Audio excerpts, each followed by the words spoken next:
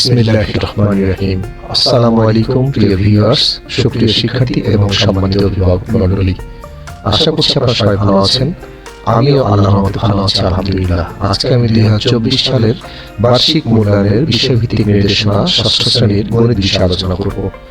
এই লক্ষ্যে এখানে যে অভিজ্ঞতাগুলো দেওয়া রয়েছে তার লক্ষ্য করছি আমরা ঐকিক নিয়ম, শতকরা এবং অনুপাত, দৈর্ঘ্যমাপী, বীজগাণিতিক রাশির জগৎ, সরল সমীকরণ, জ্যামিতিক আকৃতির গল্প, তথ্য অনুসন্ধান ও বিশ্লেষণ। শিক্ষণকালীন মূল্যায়ন 30%, সামষ্টিক মূল্যায়ন 70%। শিক্ষণকালীন মূল্যায়ন: অভিভাবকের সহায়তা নিয়ে তুমি গত 6 মাসে তোমার পরিবারের বাজার খরচ, লেখাপড়ার খরচ, যাতায়াত খরচ, চিকিৎসা খরচ, অন্যান্য খরচ সংক্রান্ত নিজের তালিকাটি পূরণ করো। বিগত 6 মাসের গড় মাসিক খরচের 10% পরবর্তী মাস থেকে সঞ্চয় করতে হলে মাসিক খরচের বিভিন্ন খাতের মধ্যে কিভাবে সমন্বয় করতে হবে তার একটি পরিকল্পনা তৈরি করবে। এখানে বিভিন্ন খরচ এবং মাস লেখা আছে, পূরণ করতে হবে। তালিকা ব্যবহারে শিক্ষার্থী নিজের তথ্যগুলো পূরণ করবে। তালিকা থেকে গড় বাজার খরচ নির্ণয় করবে। বিগত 6 মাসের চিকিৎসা খরচের মধ্যক নির্ণয় করো। তৈরিকৃত তালিকায় কোন খাতে প্রচুরক আছে তা নির্ণয় করো। তালিকায় খরচের প্রতি খাতের জন্য একটি করে মোট 5টি রেখাচিত্র অঙ্কন করো। অনুসন্ধানমূলক কাজ: স্কেলের সাহায্যে ষষ্ঠ শ্রেণী গণিত বইয়ের দৈর্ঘ্য প্রস্থ মেপে বের করো এবং এর মধ্যকার অনুপাত নির্ণয় করো। 10 নম্বর। শ্রেণী কাজ: পাঠ্যপুস্তকের সন্নিবেশিত একক ও দলগত কাজ, ছক পূরণ। একক কাজ: প্রত্যেক শিক্ষার্থী কমপক্ষে 5টি করে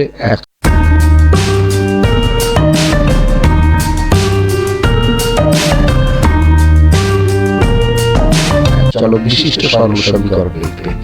শিক্ষার্থীর লেখা সমীকরণগুলো কেন সরল সমীকরণ তার যৌক্তিক ব্যাখ্যা প্রদান করবে। 10 নম্বর। 30 পদ। সামষ্টিক মূল্যায়ন: প্রশ্নের ধারা ও মানবন্টন। লিখিত 3 ঘন্টা 100 নম্বর। নৈবেদিক প্রশ্ন 15টি, এক কথায় প্রশ্ন 10টি, মোট 25 নম্বর। সংক্ষিপ্ত প্রশ্ন উত্তর 13টি, 26 নম্বর। রচনামূলক দৃশ্যপট নির্ভর 10টি, মধ্যে 60টি লিখতে হবে, 7 50, মোট 100 নম্বর।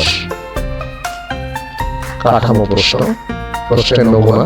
প্রথমে আমরা নৈবেদিক প্রশ্ন 15টি লক্ষ্য করছি। এক কথায় উত্তর দিতে হবে এমন প্রশ্ন লক্ষ্য করছি। খ বিভাগ: নিচে প্রশ্নগুলো উত্তর দাও। 2 নম্বরের প্রশ্ন প্রত্যেকটি। দৃশ্যপট নির্ভর 10টি থেকে 60টি প্রশ্ন দিতে হবে। 60টি প্রশ্ন দেওয়া হলো, 7 50। এখানে নাম্বার এমন ভাগ হবে 2 2 3 অথবা 3 2 3 3 1 3 4, অর্থাৎ 3টি কোশ্চেনের নাম্বারের যোগফল 7 নাম্বার হবে।